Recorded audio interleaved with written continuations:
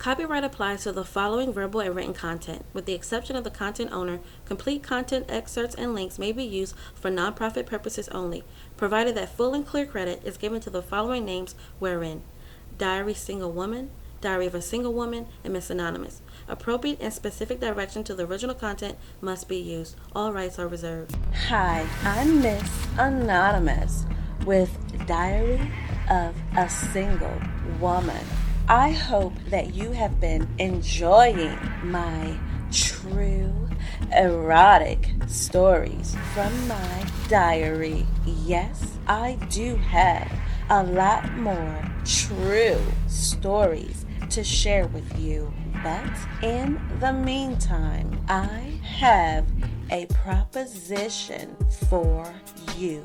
Yes, a proposition. I want you to take a journey with me. Take a journey into a mysterious, taboo, and intriguing world of sensual fiction. A world that offers a place for you to escape from your normal daily life. A world that expands your mind beyond boundaries. Beyond boundaries you never knew you had. A world where you discover intimate thoughts and feelings you thought you were incapable of. A place where you can indulge in nail-biting stories. Oh yeah, this is going to be so damn good. I'm writing this lustful, adventurous novel just for you. I've named this series as a tribute to the breathtaking trilogy that had us all glued to our books and movie screens. Well, fasten your seatbelts, or should I say, unfasten your seatbelts, and get ready to live life on the edge. Welcome to 50 Shades of Red.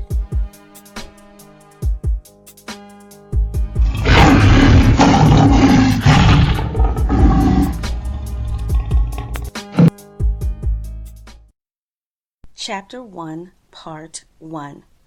Make sure you're ready at 9, Ethan said as he pulled his midnight black Porsche into my driveway. It was a little after 2:30 p.m. on Saturday.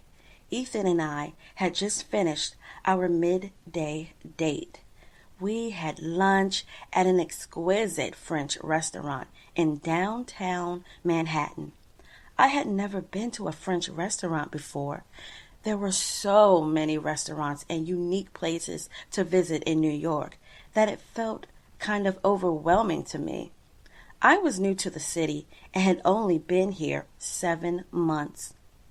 I received a promotion on my job. Well, a promotion with a caveat. I had to relocate from New Mexico and move to New York.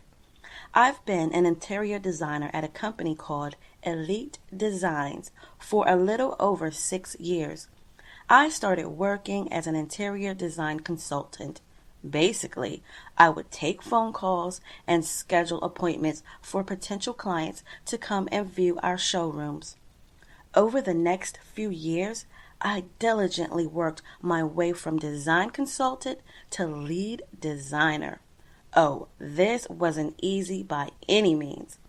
I worked a lot of overtime, enrolled in weekend classes to enhance my skills so I could stay on top of the trending market. I was very dedicated and very lonely. I just figured it wasn't the right time to date. I couldn't commit to anyone. I didn't have a lot of leisure time, but I knew that one day my dedication and hard work would pay off, and it did. Here I am in the big city of New York, where the fashion that people wear matches their lavish home interior design. Elite Designs had expanded to New York a year and a half ago, and they needed another lead designer to help with the influx of clientele. So they offered me the job. My salary significantly increased, and I also received commission. My career was taking off, but my social life never got off the ground. That is, until I met Ethan. Ethan unlocks the car door, walks over and opens the passenger door, allowing me to get out of the car. He is such a gentleman, always opening doors for me. After I step outside of the car, he says, "Wait, I have something for you." Ethan walks back to his trunk and retrieves a large black velvet rectangle box with a beautiful white satin ribbon tied around it. He walks over and hands it to me. "I have a surprise for you," he says. "I bought you this to wear tonight, but there is one thing you must do." With a surprised look on my face, I said, "And what is that?" "You can't open this box until 8. That is 1 hour before I will be here to pick you up at 9. I don't want you to peek inside the box and discover what I've chosen for you to wear tonight. I want it to be a complete surprise." Ethan said, "Wow, I couldn't believe that he actually bought me something to wear." Some women might get a little upset if a man buys her something and requests that she wears it. I don't fault them, because women these days like to be more independent and make more independent decisions, and not being told what to wear, I'm sure, fits into independence freedom somewhere. I must admit, though, I actually welcome Ethan's gesture. I'm always picking out designs and concepts for clients to help decorate their homes and events. So it's kind of refreshing for someone to pick out something for me for a change. Holding the black velvet box, I tell Ethan thank you and reassured him that I wouldn't peek inside the box before 8. I give Ethan a kiss goodbye and walk inside my place. Ethan and I have been dating for almost 3 months, and the most we've intimately been with each other was the exchange of a few passionate kisses and warm hugs. I found it curiously odd that Ethan had never advanced more with me, but I figured being a multi-millionaire and senior executive to his family-owned winery played a significant role in that. I'm sure Ethan can have any woman he wants. He's 6'2", muscular build, with a gorgeous, deep olive tan complexion, beautiful midnight black hair, and peculiar gray eyes. I had never met a genetically unique-looking man like Ethan before. He stands out in the crowd. It never fails. When we are out together, women gasp as he walks by, and even men can't help but stare at his physique. It sounds so crazy that one person could generate this much attention, but he does. I bet women have thrown themselves at him time and time again. Actually, I know this to be true because every time we've been out together, women literally turn their heads to look at him or give a long stare with a smile, as if the women don't see him holding my hand, or they're just ignoring the fact that we're together. If a woman gets too flirtatious, Ethan reaffirms his passion for me by hugging me or kissing me right in front of them. After the woman leaves from eyesight, Ethan and I share a good laugh at what just happened. He always follows up with the laugh by saying, "I only have eyes for you, Keeva." I still don't know how in the world I became so lucky to date Ethan. I consider myself the plain Jane type. I have a modest and simple appearance. I remember how Ethan and I first met. I must have talked a hole in his head that day. Maybe it was my personality that sealed the deal. Oh well, I will have to reminisce on that another day. For now, back to this mysterious black velvet box. I know I'm not supposed to peek, but I'm so curious right now. The box is not too heavy, but not very light either. I shake the box a few times, and I hear a slight sound, almost like tissue paper maybe. Well, whatever it is, I know it's something he wants me to wear tonight to the fundraiser dinner party. Ethan belongs to a private membership club made up of about 80,000 plus elite members worldwide. Each region has a chapter, and it's often grouped by cities. From what Ethan's told me, there are year-round events, both in and out of the country. I'm thinking the opportunity to travel to exotic places are one of the membership perks. It seems like Ethan's club does a lot of positive things to help benefit others too. For example, the fundraiser dinner party tonight raises money to help displaced women gain access to short-term housing and resources that can help them rebuild their lives and have a fresh new start. Most of the women are recovering drug addicts or victims of domestic violence. I'm really impressed by the positive initiative of helping those in need. Ethan won't tell me how much each dinner plate costs, but I'm sure the number is pretty up there. Although Ethan has taken care of the expenses, I just want to know potentially how much money will be raised for such a good cause. I shake the black velvet box again, trying to figure out what's in there. Ethan thinks he is so slick. Last weekend, when he and I did a little window shopping, I told him how I had really liked a dress in one of the boutiques.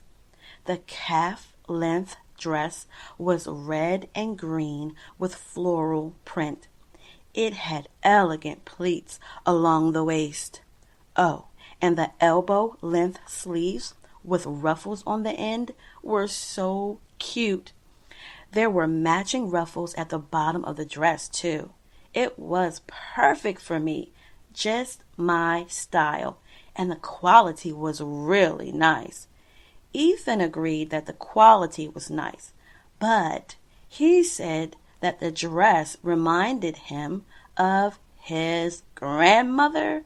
I told him that the dress reminded me of the garden I used to play in on warm, sunny days when I was a little girl. While smiling and holding the dress up against my body, I expressed that wearing this dress would bring me so much joy. I bet Ethan went back to the boutique last week and bought me that dress. I'm so excited. I can't wait to put it on. But why do I have to wait all the way until 8? I guess just to keep me in suspense. Suddenly, I get a phone call from my sister Alina, and we talk for hours, as we always do each week.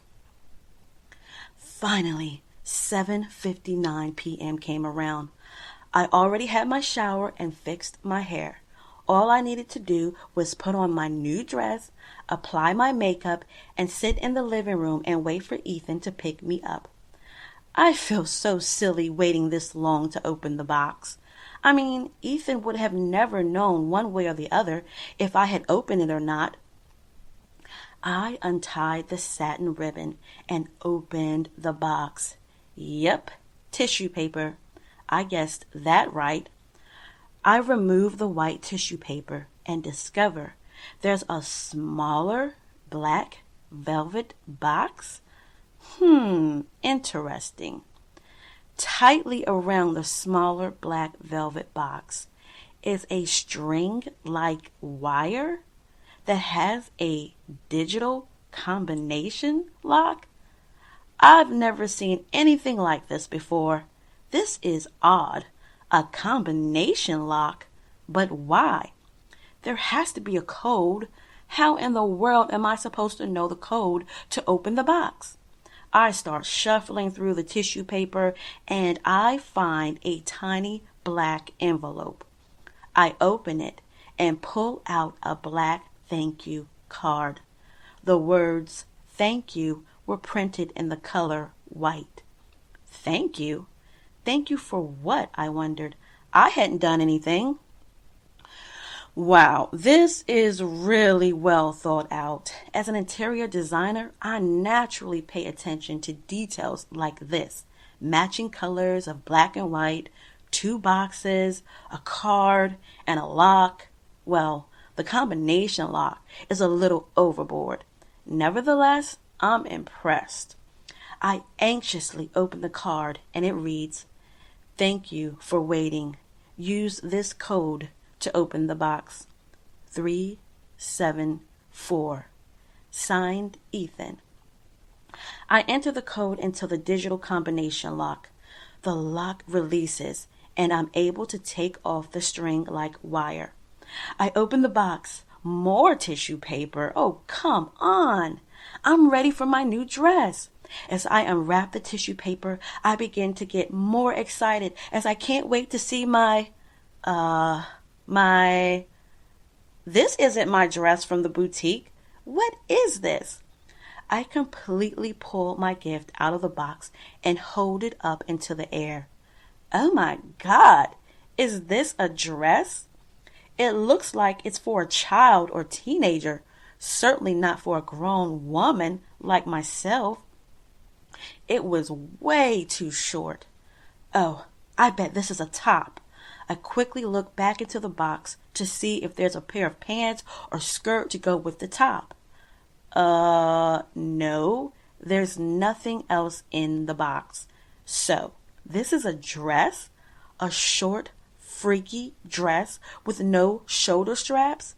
It's a black velvet tube dress. The velvet feels so soft, though. I could cuddle next to this dress for hours, but surely this is something I wouldn't dare wear out in public, much less to a homeless charity event. Ethan knows my clothing style. Why on earth would he buy me something like this?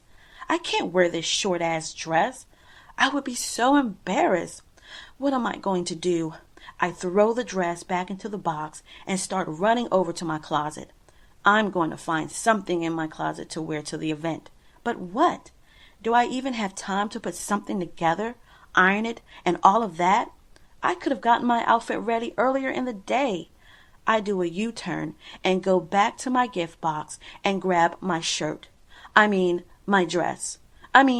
My stripper outfit. No, wait, that's it. I will make this a shirt. Now, all I need to do is find a matching blazer and a pair of pants. Just out of curiosity, I look inside the dress to find out what size it is. And that's when I discovered the label. Oh. Wow, this is Versace. Ethan bought me a Versace dress? Shirt. This has to be so expensive. My thoughts were abruptly interrupted by the melody ringing on my cell phone. I could tell by the special ringtone I had assigned to Ethan's phone number that it was him calling. "Oh shit, what now?" I whispered to myself as I hit the answer key. "Hello, gorgeous," was the sound of Ethan's voice on the other end of the phone. "I just received a text message that your gift was unlocked. I'm glad you didn't peek because I would have known," Ethan explained. "So, how do you look in your new dress? Better yet, don't tell me. I want you to be surprised when I see you. Oh, and a slight change of plans. I will be at your place at 8:30 instead of 9, Ethan said in one deep, fast breath. I replied in a nervous voice, "But, Ethan, I can't wear something like this." Suddenly, Ethan interrupts. "I'm about 15 minutes away, so be ready." "Hello? Hello?" I said. Ethan had ended the phone call. I had become a nervous wreck. There's no way I have time to find a matching blazer and pair of pants that would be appropriate for the occasion. I would still need to iron both of them. I still need to do my makeup. Well, my makeup won't take long. I will just do my usual. As I gave in and started sliding on the Versace dress, I couldn't help but notice how cozy the lining felt against my skin. The material gently embraced my curves and kissed my skin ever so softly. I have to admit, the dress feels a lot more comfortable than the way it looked. I run over to the bathroom and apply my makeup. Thankfully, my hair is done. I dash over to my closet to find a pair of shoes. Okay, I'll wear these, my black flats. Ding dong, went the sound of my doorbell. Ethan's here. I frantically grab a small black purse and stuff my necessities in it. Lip balm, gum, my travel comb, and some cash. Ding dong, my doorbell sounds off again. I rush down the stairs and to my front door. This ends Chapter 1, Part 1. Tune in next week for Chapter 1, Part 2 to find out who is at the front door. Does Keeva actually honor Ethan's request and wears the black dress? Or does she change her mind and puts on something she's more comfortable with? A new woman will be revealed in Chapter 1, Part 2. You don't want to miss what's next. Here's a question for you. Would you have worn the black dress, or would you have put on something from your closet? Don't forget to subscribe. This is going to be so juicy. Yours truly, Miss Anonymous.